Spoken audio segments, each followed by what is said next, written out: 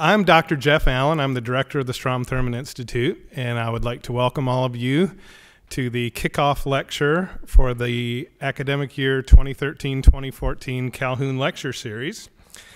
I'd like to take just a minute to thank our patrons.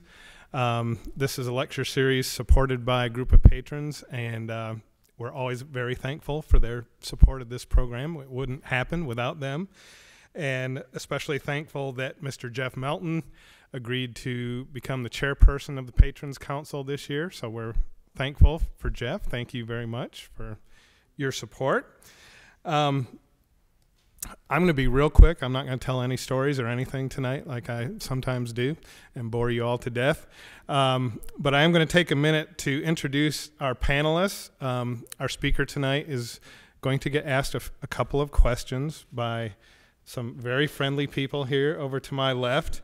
And we have with us tonight Cadet Carl Eichert, who comes from, he's a senior majoring in physics from Columbia, Maryland, not South Carolina. We have Cadet Alexander Holstead, who is a junior majoring in physics and comes from very nearby, Easley, South Carolina. And Cadet Catherine Stradman, who is a senior majoring in civil engineering, who comes to us from Sumter, South Carolina.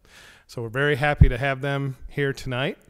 And I'm going to quickly here turn the program over to Colonel Greg Van Leer, who is going to introduce our speaker this evening.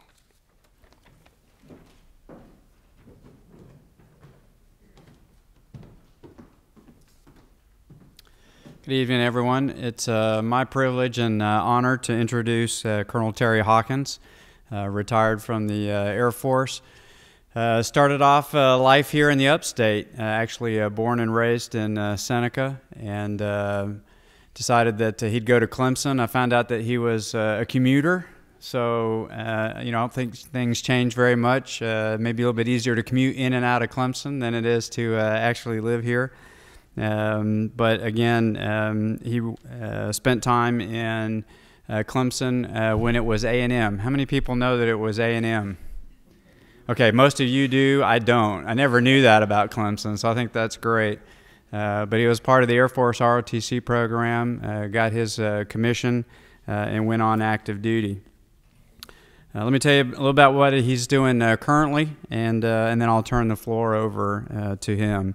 He's been working in New Mexico since 1988 and is currently the senior fellow, senior scientist at the Los Alamos National Laboratory in New Mexico. He's currently in charge of global security and held 4 different positions while he was there, or since he's been in Los Alamos. Before his time in New Mexico, Colonel Hawkins worked for the Defense Nuclear Agency. He's a special assistant to the Office of the Secretary of Defense. He worked for the Defense Intelligence Agency and held multiple other jobs in the Air Force related to the nuclear field and to the space field. He is an author and co-author of over 64 unclassified reports. I can't tell you about the classified ones or I'll get swept off the stage. And he has served on multiple panels dealing with science and technology intelligence, joint atomic energy intelligence, and national security and global stability, to name a few. In addition to his written work, Colonel Hawkins holds 2 U.S. patents. He retired from active duty as a colonel in 1988 after serving over 25 years. His major decorations include the Legion of Merit, Defense Superior Service Medal with 1 device, the Air Force Meritorious Medal with 2 devices, the Air Force Commendation Medal, the Korean Defense Service Medal, Vietnam Cross of Gallantry with Palm, and it goes on and on from there. Truly an expert in his field. We look forward to hearing what you have to say this evening, and we're excited to have you kick off this lecture series. So, sir, the floor is yours. Thank you.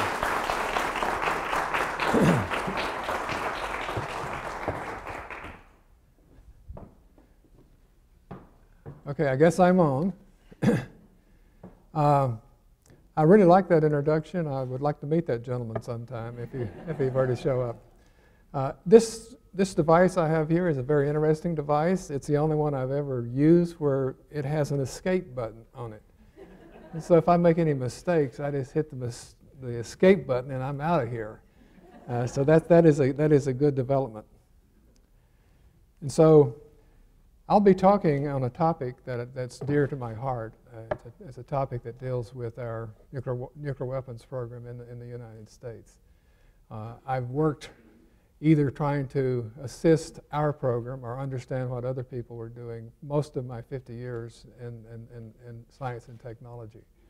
And so tonight I'll be talking about a topic that has been my life, most of my life for the last 50 years, and that is nuclear weapons.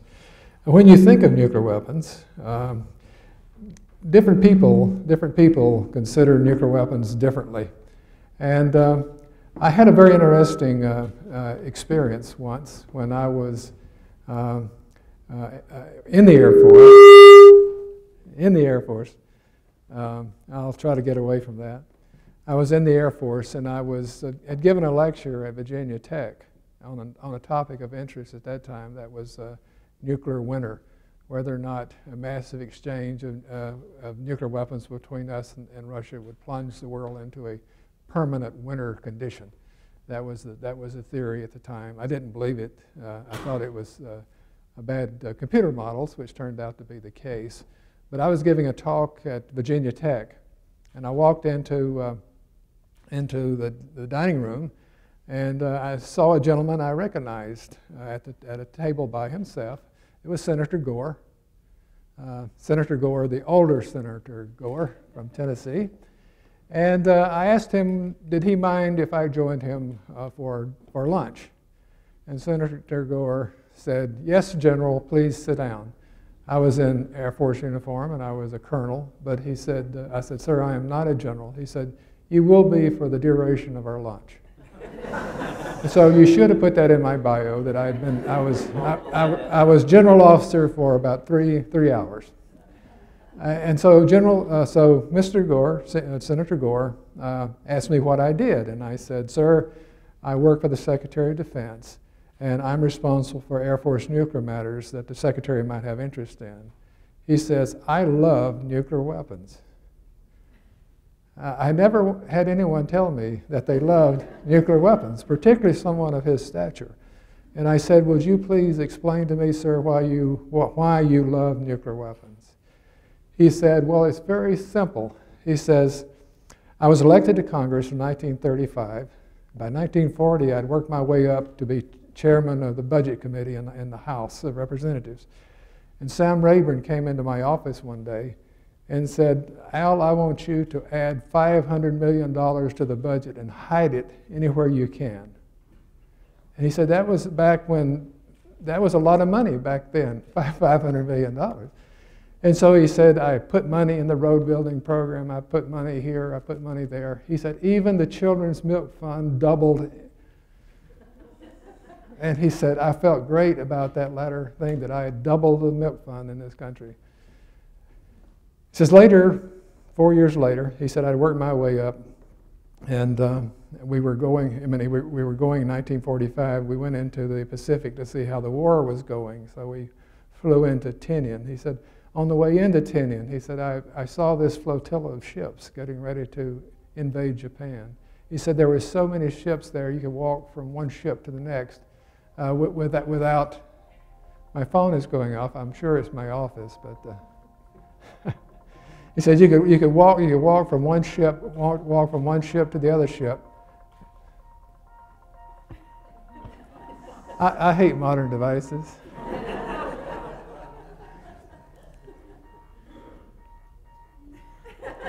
I think there's a plot here. So excuse me. Okay.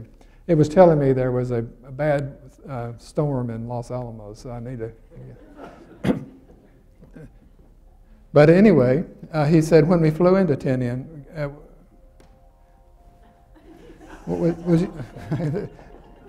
turn my phone off. When we flew into Tinian, he said, we flew over this ship, and he said there were a lot of Tennessee boys on those ships that would never come home. They would never be there to vote me in office again. He said it was a sad situation. And when we landed at Tinian, we saw beside the runway, we saw they had already started stacking the coffins. He said there were 10 high as far as you could see down the runway. And then we went into a room, he said, and we were briefed by a general. He said, I don't know the guy's name. He wasn't important, so I didn't remember his name. But he told me about how many people they were expecting to be brought in, killed or wounded.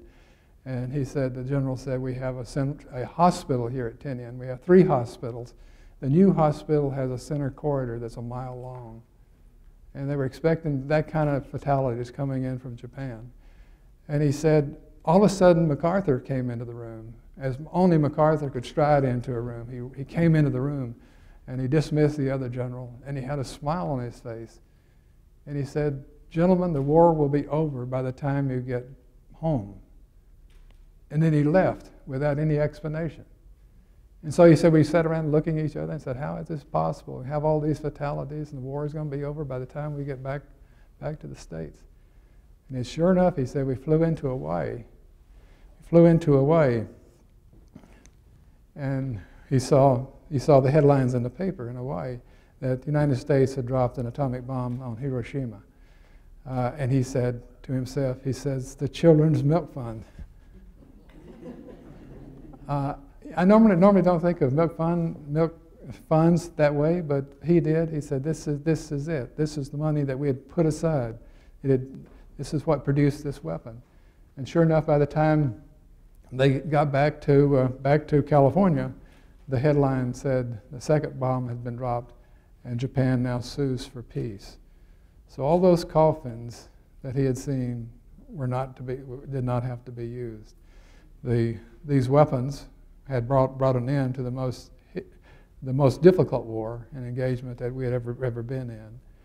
And I said, you know, I probably love nuclear weapons also, because my father was on a ship that was going to have to sweep the beaches of Japan before the invasion occurred. His fleet of ships, the fleet he was on, had a probability of surviving of only 20%. So my dad did come back to South Carolina, and he came back in part because of what the Children's Milk Fund had accomplished. So you see, that's the world that I see, and it's a world that other people may not see, but the world I see is the same one that Senator Gore had. It does make a difference. If you look at the history of nuclear weapons, you can see what the world was doing in terms of escalating fatalities in war. We had become very adept at killing each other, and we had become so adept that the fatality rates of war was climbing straight up. And then all of a sudden, nuclear weapons come on the scene, and that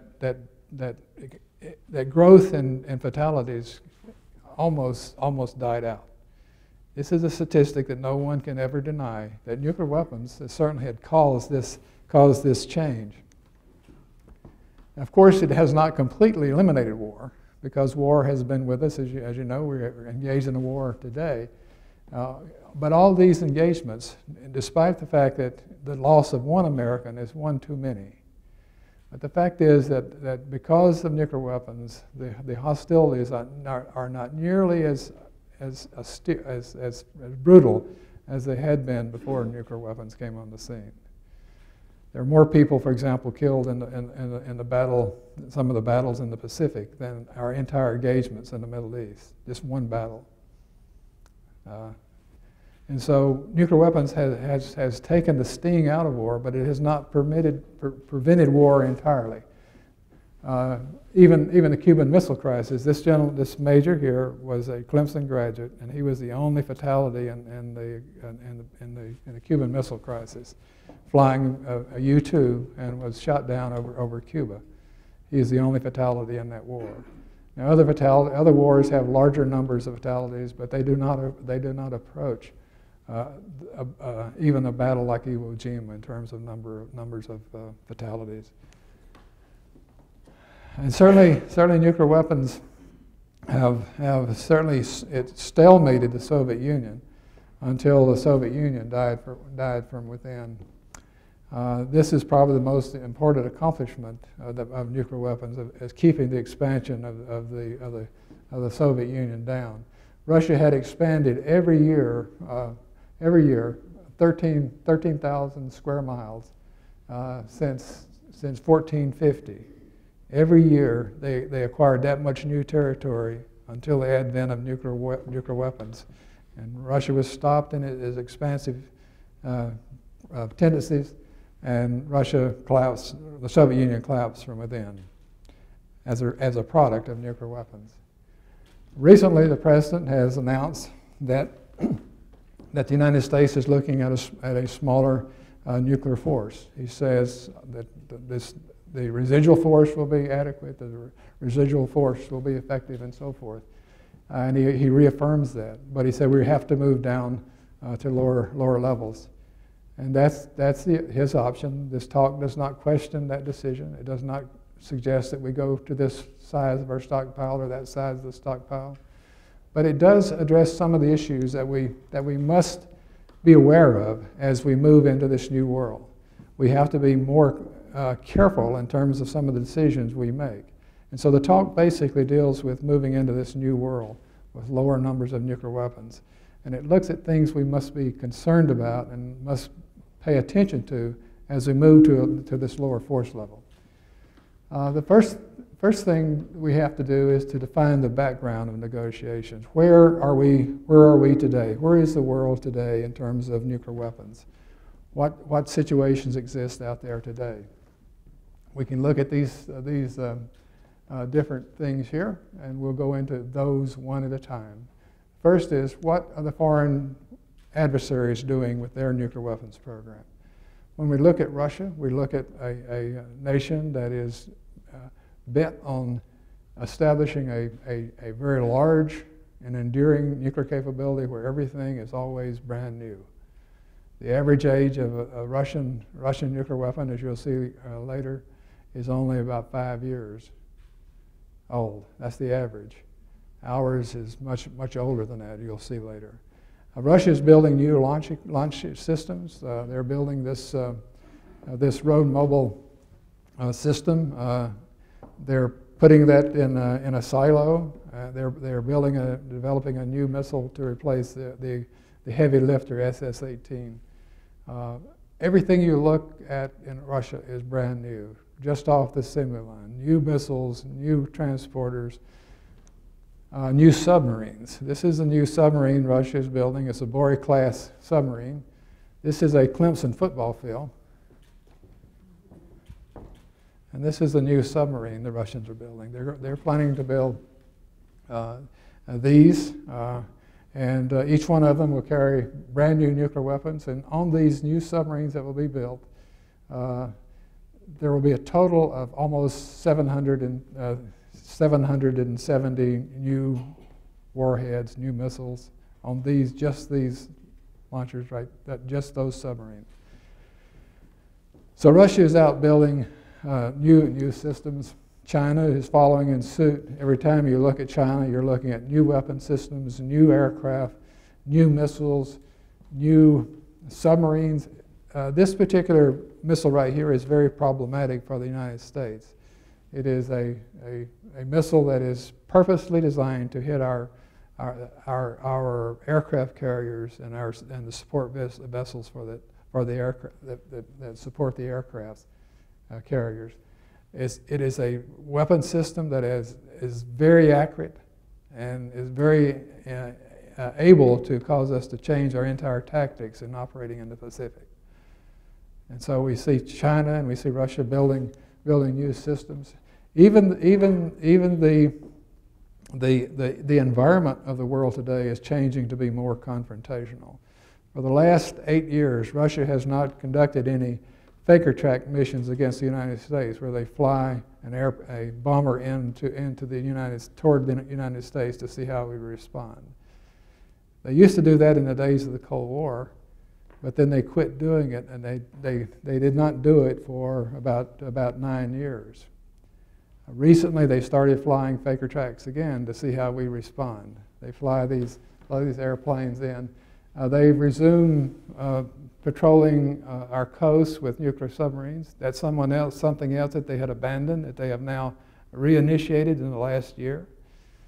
And when we go into the Straits of Hormuz today, we cannot go in the Straits of Hormuz without being confronted by a possible threat there from the Iranians. The Iranians every once in a while put on these mass firings where they show their ability to do mass missile launches. This is one of those missile launches, except in this one they had a failure here, but they photoshopped it out to make it look real. You know, sometimes our foreign adversaries are good at that. When this hit the web, the bloggers helped them out by adding a few more. So you see, the world is getting very complex. If you look at what's happening in Iran, we see the Iranians trying to develop a nuclear capability, as are the North Koreans. They're intent on developing nuclear weapons because they see the potential of nuclear weapons to be a leveraging device in terms of their relationship to other nations. So North Korea is looking at itself as, if we have nuclear weapons, they will treat us with respect. The same thing with Iran. So we see nations busy trying to develop the very articles of war that we have developed here ourselves. Then we have to deal with international terrorism. Almost any place you look on the globe where there are American citizens, American corporations, you'll have to look at a point of a possible attack today. The international terrorists have determined that they're going to make our civilization change itself. One of the goals of terrorism is not to kill a bunch of people, but to create a legacy problem that we have to deal with to cripple our economy and cripple our society and defeat us in terms of the expressive nature of our society in terms of freedom. They want us to make those kinds of things impossible. If you travel on air, you see it every day. I have to take my shoes off because of the shoe bummer. From now on in eternity, I will take my shoes off because of the shoe bummer. Because of the underwear bummer, I have to have myself imaged every time I get on an airplane. That legacy will be there. Every time I get on the airplane, I put my luggage up to be looked at because of the attack on the World Trade Center. So the terrorists have accomplished what they have sought to accomplish, and that is making us change the nature of our society so we become less expressive in our freedoms and less efficient in what we do and how we operate. So we have to come up with some strategy to deal with terrorism where we don't keep these legacy threats as a part of our society. Then we see these cabals that are in the world, everybody shaking everyone's hand, and the only country in this whole thing that has no handshake is the United States. Everyone is trying to figure out how they can position themselves to make the United States weaker. This is a problem we have in terms of our own equipment. It's amazing how old some of the equipment we have today that you guys will be flying when you go into service. You may be flying a B-52. A B-52 was built in 1952, designed in 1952. There are people in the Air Force today who have had grandparents as pilots of B-52s. If you go into a missile silo in California, this is a missile you'll be responsible for. It's the Minuteman. It was designed in 1970. It's still there, still in silos, still ready to go. But it's getting to be an old system. Russia, on the other hand, China, on the other hand, are putting brand new equipment, brand new missiles in silos. And we're keeping these old ones. As I say, they work, but after a while, we need new systems, employing new technology instead of having the old ones. My first job in the Air Force was to deal with the heat shield problem we had on missiles. This was 1965. Russia had determined that they could destroy all of our missiles coming into Russia if we had to fire them, because we had an awful vulnerability of our weapons, in the sense that they were very susceptible to low energy X-rays in outer space. And Russia was planning to bathe our missiles with low energy X-rays and cause the heat shield to fall off. So my first job in the Air Force when I left Clemson was to solve that problem. And the team that I was on of 7 other scientists, Air Force scientists, working for about 3 years, we solved the problem of impulsive blow-off. We solved the problem of nose tip erosion. And now today, if you look at any entry vehicle in the U.S. inventory, it'll be black. And it'll be black because it's made out of carbon fiber and phenolic resin. It was a solution we developed. But we need to look for new solutions to problems, not just the old ones that were successful. And I hope you guys, when you go in, can maybe make some new changes with new equipment and new concepts. This is the oldest bomb, nuclear bomb in our inventory. It was developed in 1963. 1963. That was the year I graduated from Clemson, 1963. And so it is amazing that we still have these old systems. They are still effective. They will still work. But eventually, we need to look maybe for new systems. So let's look at 6 problems that must be avoided as we go into future reductions.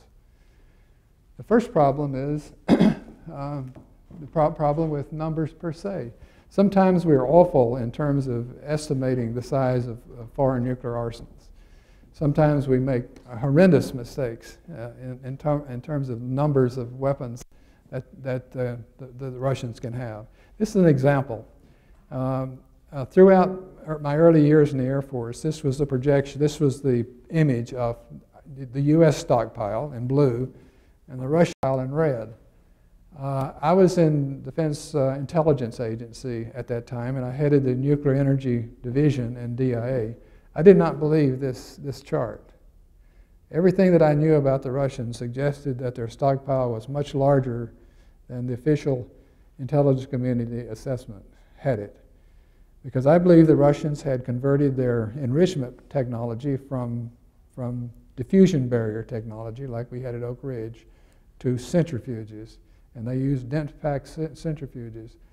When Caspar Weinberger, Secretary of Defense, took my suggestion and made it his suggestion, he was accused of being a warmonger. He said the Russians could not have as many weapons as I said they had. Well, this is how many they really had. I was right. When the Soviet Union collapsed, the Russians declared that they had 42,000 weapons. So the era that we had in the intelligence community for Russian nuclear weapons was 14,000 nuclear weapons. 14,000. And sure enough, the Russians had converted their enrichment process to dense packed centrifuges, just as we in the DIA had assessed. Sometimes we get balled up in saying we have to think about strategic systems and we can forget tactical systems. Well, if you're in range of a tactical system, there is no difference between tactical systems and strategic systems. So if Russia downsizes their strategic arsenal and they maintain a large tactical arsenal, and we've gotten rid of all of our tactical weapons and our strategic weapons, then Russia is going to be much stronger than we are. So we have to always bring tactical weapons into the mix when we're negotiating, and that is seldomly done because of the complications of verifying a tactical weapons treaty. I don't care if it is difficult. It's got to be part of the equation when we get down to lower force levels. One of the problems that we're already running into, just the talk of lowering our stockpile, we're looking at situations where the countries that we call the nuclear umbrella countries, where we provide a nuclear umbrella, and as a result, those countries do not pursue a nuclear option. They depend on us for their security. Well, we're already seeing in some of these countries, 3 months ago, for example, Australia was debating in Parliament whether or not Australia should develop a nuclear weapons capability.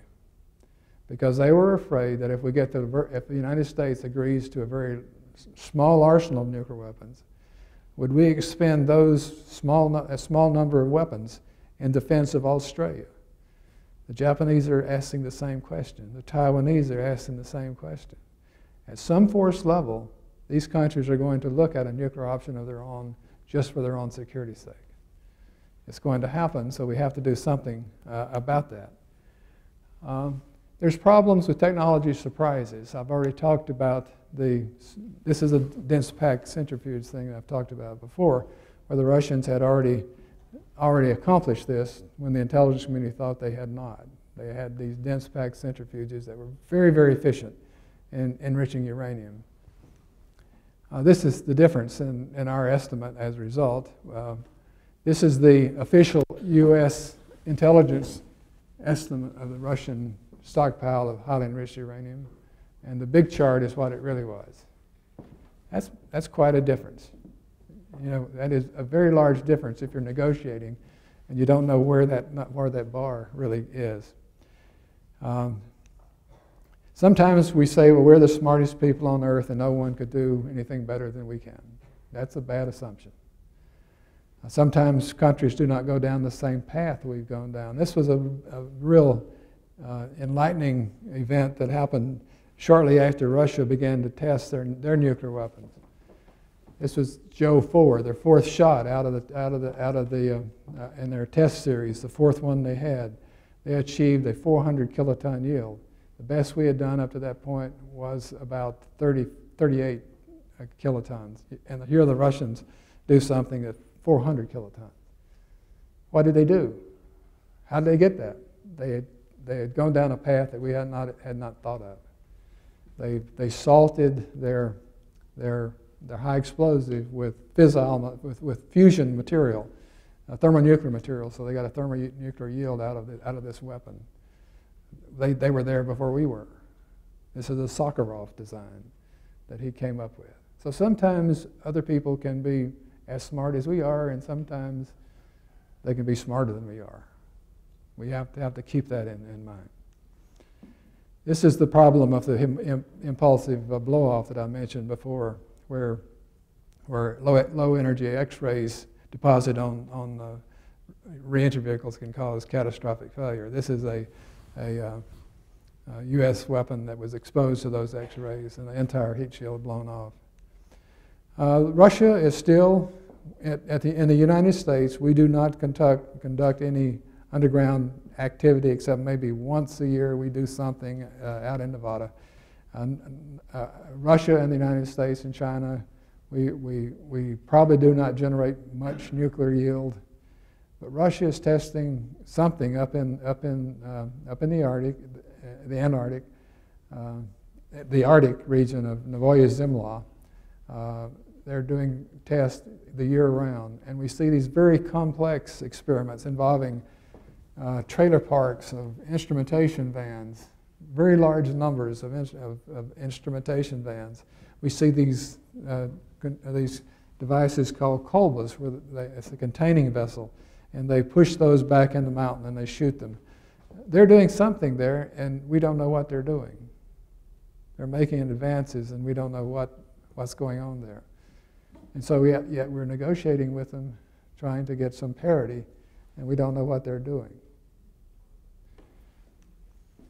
These are some other surprises. I've already mentioned Joe 1 when the first nuclear shot went off in Russia. It was called Joe 1 after Joe Stalin.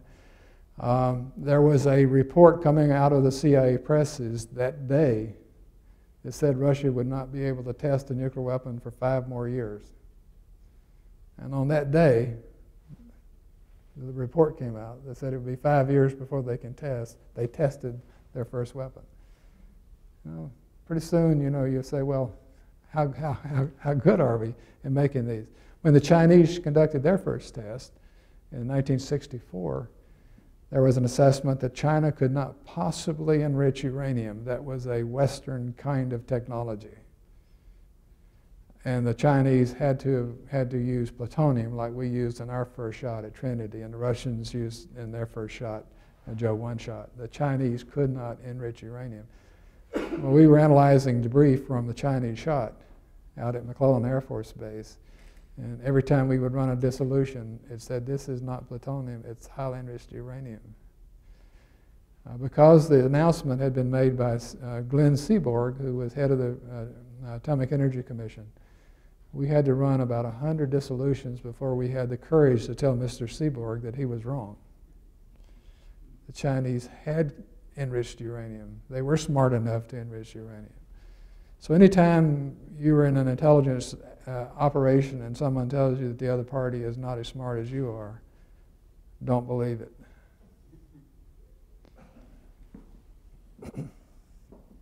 We were wrong in India. When India conducted their first shot, everyone was surprised. We were surprised when we saw the size of the AQ-Con network. That was like a one-stop shop for anything nuclear. Running an operation from Indonesia to North Korea, you could buy anything that you wanted for a nuclear weapon from the AQ-Con network. That was going on for years, and we finally found out what was happening. We shut it down. The first time we went into Iraq, we said the Iraqis do not have a nuclear weapon program. We came inside, and sure enough, they had a nuclear weapon program. So the second time we went in, the intelligence community said they have a nuclear weapon program. They did not have one the second time we went in. You know, so pretty soon you're going to start questioning these decisions, because sometimes we do make the wrong decision. So the problem with inequities in terms of age of weapons, this is something that we need to be thinking about as we negotiate. If you look at the age of the U.S. nuclear arsenal versus the age of Chinese and nuclear weapons, folks, this is where your arsenal is today. The average age of our nuclear weapons is getting above 50 years of age, 25 years of age. Russia, on the other hand, China, on the other hand, they set out to maintain that their weapons will never be average more than 5 years of age. Okay, now we're negotiating. We're negotiating with a country that's got to achieve this. You've got to have a production capability that's ongoing, and that is the case with Russia and China. They can produce a lot of weapons, and we cannot. They're testing. I've already mentioned this. This is the test site at Zinger Mountain in China. I show you this. The Chinese are doing the same thing in their testing. They're testing constantly. The audit 3 there is one of there's a series of audits where they do this test. I've actually been in that particular audit. I walked up in it, made measurements in it. There have been more Americans on the moon than have been at that location. And so it is true that when we look at our adversaries, we see them very active. In terms of technology, we once were the best in the world in terms of technology of almost all sorts. We are no longer number one in terms of computing, for example. The Chinese Tianhua 2, which means river in the sky, is now faster than anything we've got. Our fastest machine is a Titan machine at Oak Ridge. It's 17.6 petaflops, and this machine is faster than that. It is expected that China will remain the number one computing nation in the world for the next 2 decades. That's where they are. They're moving out that fast in terms of computers. So the problem with major differences in production capacities, I've already alluded to that the Russians and the Chinese are actively producing. This is our plant at Los Alamos. This is PF4, and we produce pits in a little part of that building. And every year, we work real hard, and we might be able to produce at most about 10 pits a year. The pit is the core of the nuclear weapon. It's the thing that causes the nuclear weapons to go off. They're complex to build, and we can build 10 of them in 1 year. Like building 10 soccer balls in 1 year. That's the most we can do. We used to be able to build a lot more than that until the Rocky Flats plant was closed down. But today we can build 10 a year. This is a facility at Mayak in the Soviet Union. The Soviet Union has 4 other facilities like this in Mayak. They can produce 1,000 pits a year. So if you're negotiating to very low force levels and you can build 10, and other parties at the table can build 1,000 new ones anytime they decide to do so, you have to start considering production capabilities in addition to numbers of weapons and silos.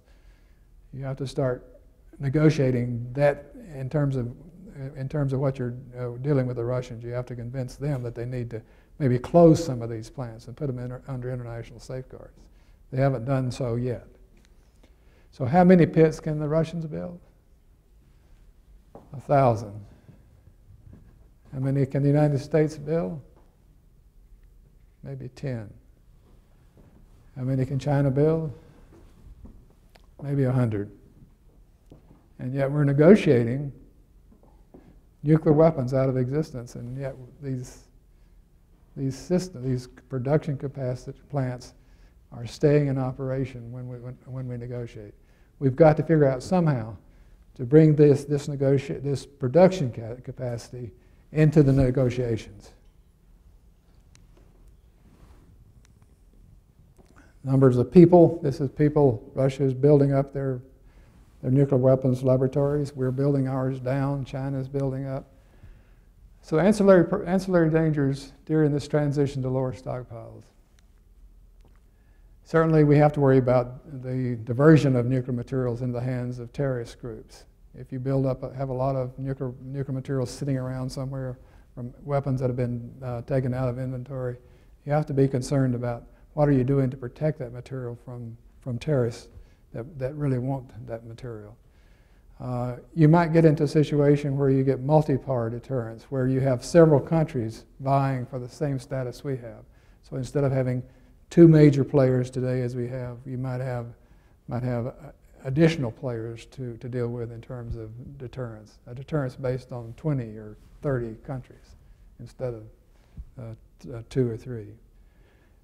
As you get down to very small force levels, you have to relook at your targeting strategies as well. If you get down to a certain low number, you have to go back to the days of duck and cover, where you go back to a MAD, where you're mutually assured destruction, where you don't target military assets as we do today, but you go back to targeting civilian populations.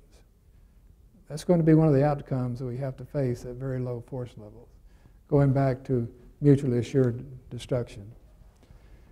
We have to worry about cuts in intelligence also. We need to have a very viable intelligence program.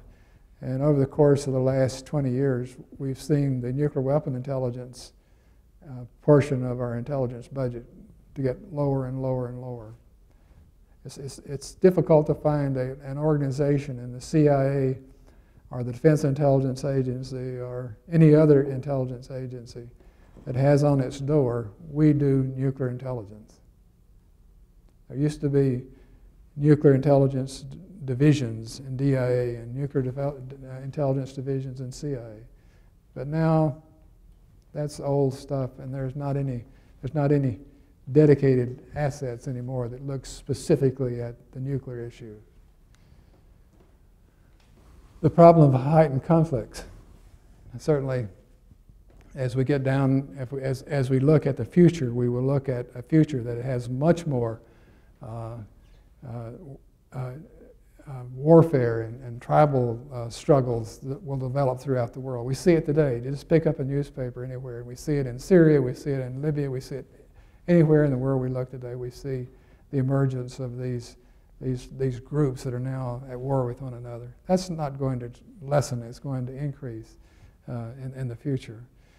The competition for resources is certainly something we have to be concerned with. We have to remember that World War II was spawned by competition for resources. And in this new world, even though we're negotiating lower nuclear weapon arsenals, we still have to worry about competition around the world.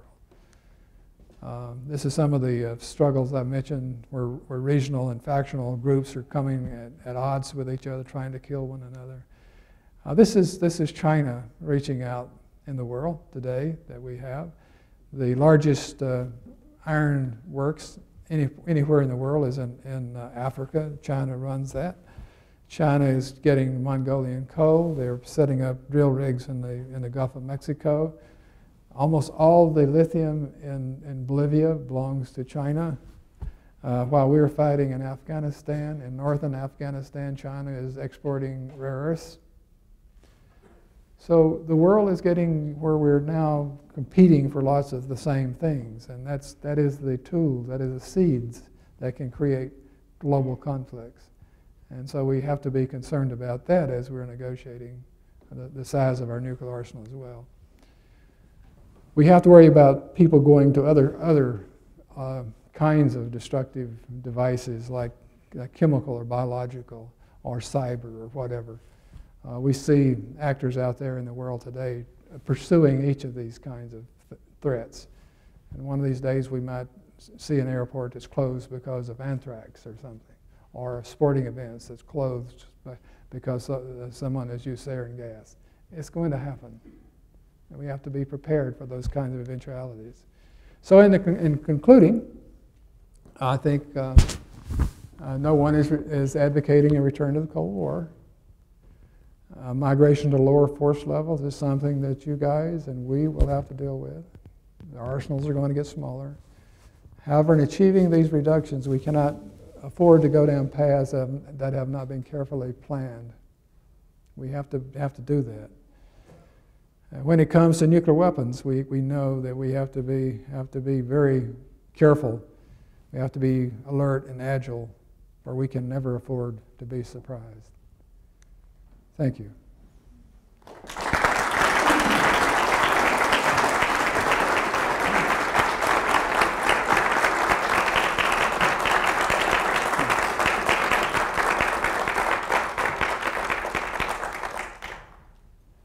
So now I get to be cross-examined.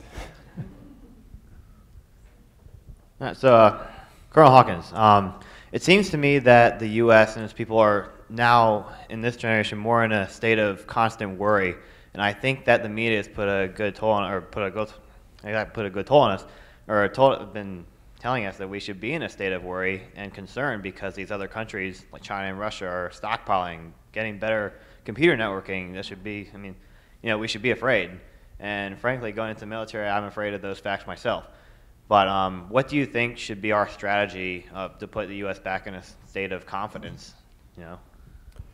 I think we have to really understand the threat very carefully, and I think we have to develop paths forward to deal with those threats. It includes encouraging universities to start producing more engineers and scientists. There's been a drop-off in this country in terms of numbers of people pursuing those kinds of degrees. Universities like Clemson certainly has grown, but others have gone down in terms of those kinds of disciplines. We have to be what our parents gave us, and our parents gave us a world where we were thinkers. We were people who could think out of the box and people who could generate and create. And I think we've been moving down a path to where we make people more thinking about the latest apps they can use on their iPhone, where they're thinking about other people's ideas and not generating their own ideas. So I think it's incumbent upon universities and American people to move down paths where we again create an atmosphere where innovation and ideas and those kinds of thoughts can be part of our society as opposed to the society of someone else across the ocean.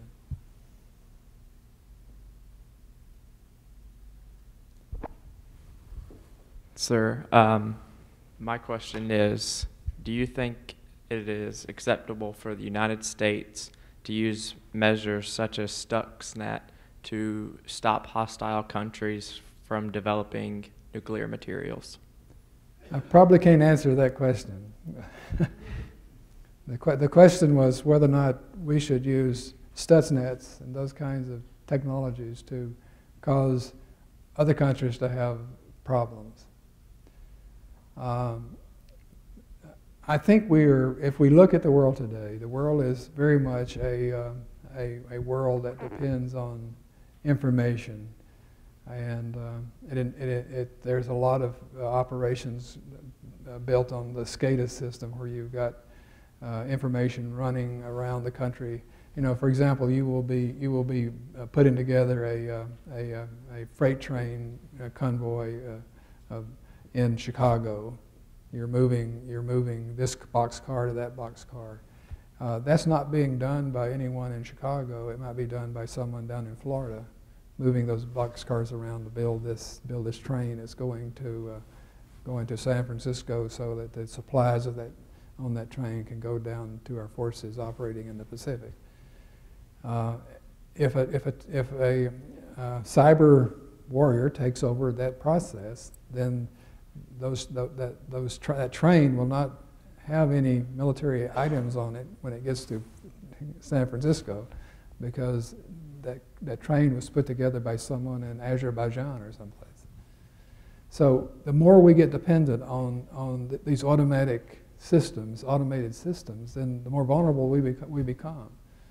And so we need to have computer security. We need to have the wherewithal to understand those kinds of threats when they're happening instead of after they happen. We need to protect them. But it's getting to be a very difficult proposition. Sometimes we're successful, sometimes we're not, in terms of protecting against those kind of threats.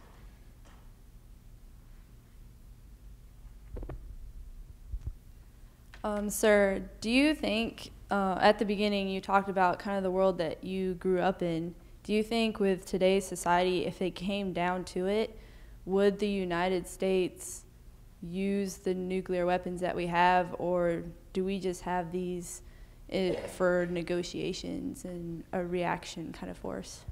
If we ever had to use them, it would mean that we had failed to do something that we should have done otherwise. But I think the strategy that the President expressed in his recent statement was that we will maintain a nuclear deterrent, and we will use those nuclear weapons in defense of the United States. That legacy will follow through. Hopefully that will never happen. But we've got to have the statement that if our vital interests are challenged, we will use them. And I think that as long as we have nuclear weapons, that will be our policy, I believe. Okay. Does anyone in the audience have any questions for our speaker? Terry, I'm concerned in hearing this, and thank you for the terrifying reality information. This psychological effect. And it seems to me that the three great things at play. First of all, if you can stockpile and have superiority, and you may never have to fire a missile because you will have superiority and people at your behest. The second is the threat of terrorism, which also is mainly psychological. If they can blow up or get into these things and whatever else. But once you let a nuclear weapon go, the problems of radioactivity are horrendous. And thirdly, I'm appalled that it seems that we have a political system in this country that really doesn't, and again, the psychological impact of all of this and the dangers to our country, and where are they leading us? And these are all, for me, very terrifying kinds of conclusions about our straits and losing out psychologically and to fear and to terrorism, all of those kinds of things. It's very, very frightening. Yeah, if you read the literature, that so-called the terrorist literature, documents of what they write about, what they desire, and so forth. One of the consistent things in their fatwas, for example, is that it is the duty of every jihadist to get a nuclear weapon. That's their. I don't think they'll be able to accomplish that, but if only one gets it, it's one too many. I'm probably about to ask you something else you can't comment on, but we'll give it a shot. You mentioned that we currently can only produce approximately 10 plutonium pits a year. I think the situation on secondaries is probably better than that. I don't really know. You probably can't comment on that. Yeah. But Savannah River plant's been shut down for quite a while. We currently have no facility for production of tritium. And my understanding of the nuclear agreements and treaties is that you have to produce those materials in your own country. We can't procure tritium from Canada, from their reactors. It has to be produced in this country. That would seem to be a more immediate threat to our weapons inventory than the pit situation, because the half-life of plutonium is so short. I'm sorry, of tritium is so short relative to plutonium or HEU. Tritium is a real problem right now. We, as you say, we do not have any dedicated reactors that produce tritium like we had at one time at Savannah River and Hanford both. They were producing tritium. Tritium has got a short half-life. It's an essential component in boosting the primaries and fueling the secondaries. So it's important on both ends of the weapon, the primary and the secondary. We do have 2 civil reactors in Tennessee that have been authenticated to produce a small amount of tritium. We get that from Watts Bar reactor, for example, in Tennessee. But it's not enough. The rest of it we get from weapons that have been retired. We pull the tritium out of those weapons and put them back into circulation. But at one point we have to, because of the shorter half-life of tritium, we have to come up with a strategy for making more of it. One of the things that the presentation made abundantly clear, I think, was the failure of our intelligence community to get either pro or con numbers right. We can't do an awful lot about what the Chinese are doing and what the Russians are doing in terms of their research and development. But Right. one would think we have total control over what we're doing in the intelligence community. Why can't we fix that? I mean, it isn't something that hasn't been well known for quite some time, and it seems to me we just don't have the will to go in and clean house and do something right for it. It's going to take a command decision from on high to accomplish that. What we've done right now, for example, there's been a growth in the staffing in the intelligence community, but it hasn't been on the production side. Let me give you an example. When I was in DIA, the intelligence office in the Department of Energy consisted of one person and a secretary. And in DIA, if I needed Los Alamos to provide some service to me, I would call up this person. I'd say, I need 4 people at Los Alamos to get a higher classification. We call it SCI. And he'd say, well, I can make that happen next week. Today, it would take me probably 7 months sometimes to get someone cleared. And the size of the intelligence function in the Department of Energy has now grown into about 1,000 people. So what's the answer? The answer is evaluating what products we need to generate and come up with efficient ways of doing that.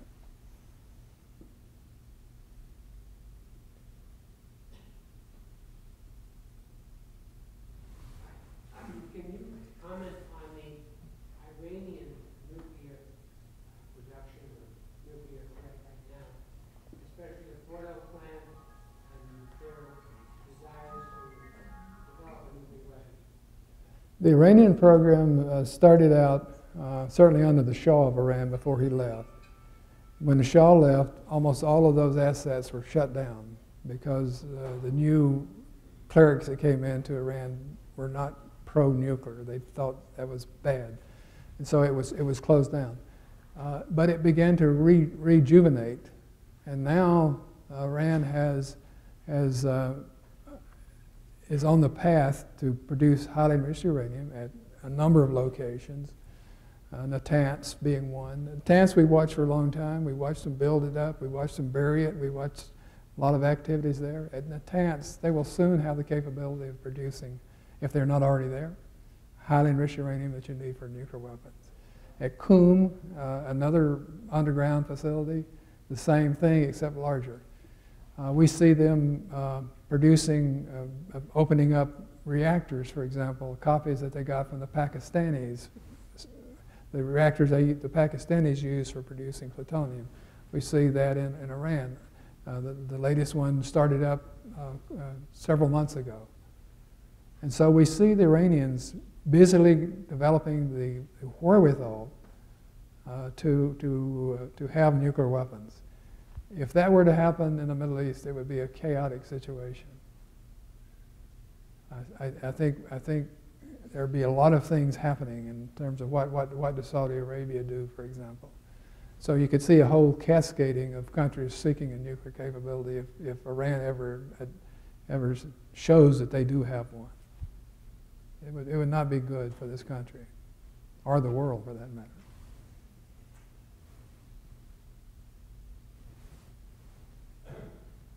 You have discussed the proliferation of the nuclear, the weaponry and so forth, but you have a counter people, say, in other countries that are lecturing, say, similar to the way you did here, say, bringing up the subject of thinking of the unthinkable. Do we try to talk other countries out of? Yeah. Yes, we do, and we have been successful. I can name you countries where we've been successful. South Africa. South Africa had produced at least 6 nuclear weapons, had them put together. South Africa had. I had to go down to South Africa and try to talk them out of getting rid of their nuclear weapon arsenal. And it was one of the most interesting conversations I ever had. And they said, well, first of all, they said they didn't have one. And then I talked with some people, and they said, give us a little time, and we're going to declare these weapons, and then we're going to dismantle them. And South Africa actually dismantled their weapons that they had built, took the alloy out of the highly enriched uranium out of those weapons, and put that highly enriched uranium under international safeguards. It was a country that actually had them and then backed away. That was a success. We've had similar successes elsewhere, but they're not as many as we would like. Can that be promoted? Pardon? I say, can that be promoted? It can be, yes. It should be part of our agenda to convince countries that it's not in their interest to develop a nuclear capability. That isn't going to help you with the terrorists, though. Yeah, that would not apply to terrorists. They have their own agenda.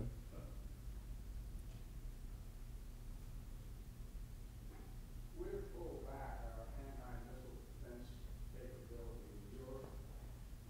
Can you rationalize that? I'm afraid I cannot. I think here again it's a confusion over what is tactical nuclear weapons and what is strategic. If you're a targeted person, it doesn't matter if it's strategic or tactical. And so our friends in Europe saying, well, wait, don't back away from us now. I think that was a bad decision. I can say that. I don't want to go counter the White House entirely, but I think that was a bad decision. Can I ask you to go into a little more detail on the modernization of the American nuclear arsenal? Because the charts you showed with the Minuteman and the B-52 would imply that these weapons are the same weapons of today as they were when they were developed. But of course we know that there's constant modernization of